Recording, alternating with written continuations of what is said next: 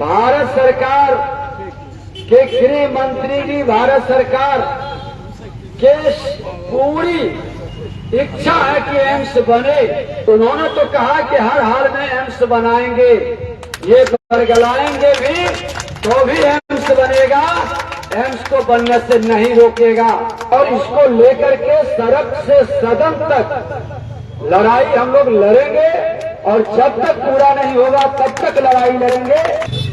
कुमार जी, आपकी इसी छोटे हृदय और नियत में खोट के कारण बिहार का जो विकास होना चाहिए था, डबल इंजन की सरकार में बिहार की गति जो दौड़नी चाहिए थी, आपके कारण वो गति अस्थूल हुआ है।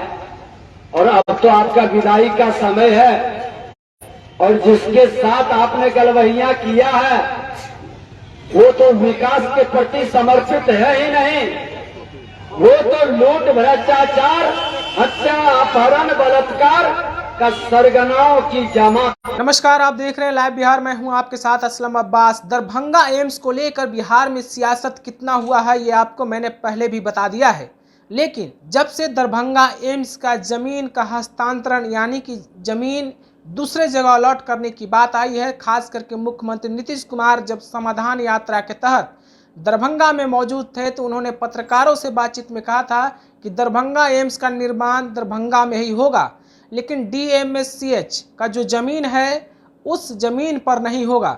उस वक्त से ही सवाल ये उठने लगे थे कि आखिर दरभंगा एम्स का ज़मीन कहाँ है, यानी अब दरभंगा एम्स का निर्माण कहाँ होना है।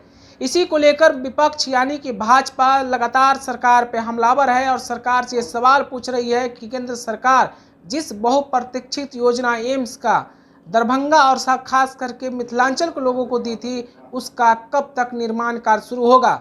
इसी को लेकर नेता प्रतिपक्ष विजय सिन्हा पूरे लौ लश्कर के साथ पटना के गर्दनी बाग में विरोध प्रदर्शन के लिए उतर गए और इस राज्य सरकार के साथ साथ अधिकारियों पर भी मनमानी करने का आरोप लगाया है। उन्होंने साफ तौर पर कहा कि केंद्र सरकार स्वास्थ्य को लेकर काफ़ी चिंतित है और स्वास्थ्य के क्षेत्र में लगातार काम कर रही है, लेकिन राज्य सरकार साथ नहीं दे रही है। उन्होंने क्या कुछ कहा है दरभंगा एम्स को लेकर, आप वो सुनिए। सभी लोगों के नेतृत्व में आप सब बैठे हैं और एम्स की लड़ाई कोई आज नहीं है, ये बहुत पहले से जिनके मेहनत से ये शुरू हुआ और जिनके द्वारा एम्स का प्रस्ताव लाया गया, एयरपोर्ट का प्रस्ताव लाया गया।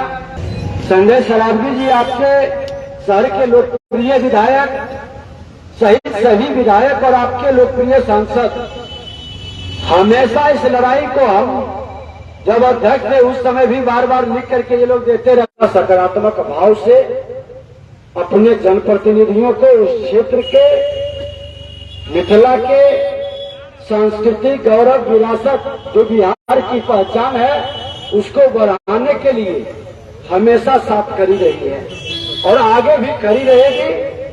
और इसको लेकर के सड़क से सदन तक लड़ाई हम लोग लड़ेंगे और जब तक पूरा नहीं होगा तब तक लड़ाई लड़ेंगे। ये भटकाने के लिए जो जगह पहले से चिन्हित हुआ, हम लोग गए थे, सांसद महोदय ने हमको स्थल भी दिखाया।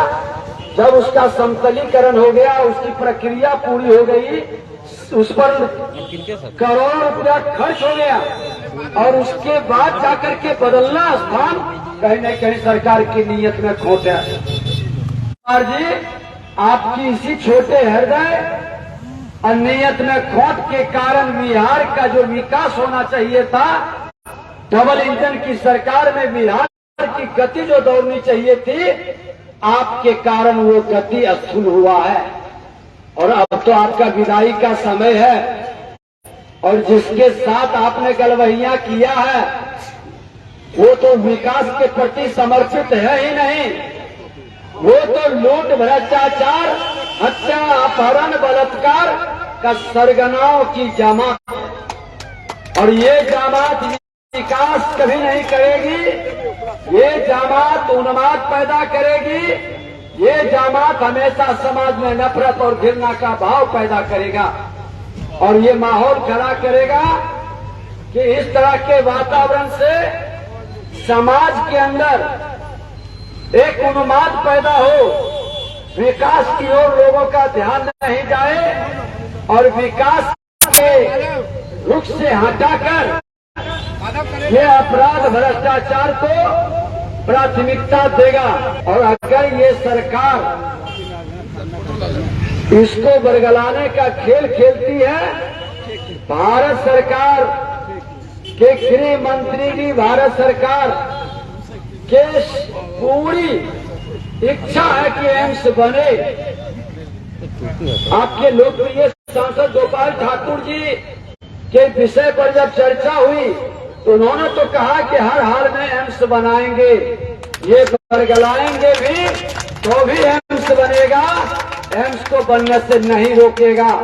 लेकिन इनकी नीयत की खोट के कारण जो विलंब हुआ है, जो लोगों के बीच भ्रम का स्थिति पैदा किया है। तो आपने सुना कि किस तरह से वो कह रहे हैं कि मिथिलांचल वासियों के खिलाफ नीतीश कुमार लगातार काम कर रहे हैं, मिथिलांचल के लोगों को बेहतर स्वास्थ्य सुविधा नहीं मिले, इसी के को लेकर नीतीश कुमार एम्स के निर्माण में लेट लतीफी कर रहे हैं, जबकि सरकार की तरफ से पैसा जारी कर दिया गया है।